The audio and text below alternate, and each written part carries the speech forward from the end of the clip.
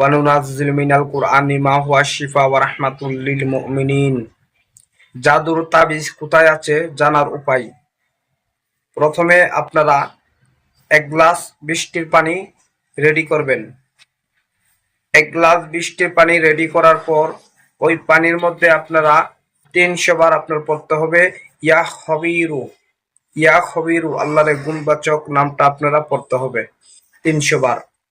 তারপর আপনারা পড়তে হবে সূরাতুল নাস 3 বার। সূরাতুল নাস 3 বার ওই পরে ওই পানির মধ্যে ফু দিতে হবে। দেওয়ার পরে আপনি আপনার বাড়িতে যদি পরীক্ষা করতে চান তাহলে আপনার বাড়ির চতুর্দিকে ওই পানিটা ছিটা দিবেন। দেওয়ার পরে আপনি রাত্রে ঘুমিয়ে যাবেন। এলহামের মাধ্যমে রাত্রে ঘুমের মধ্যে আপনারা স্বপ্ন দেখবেন।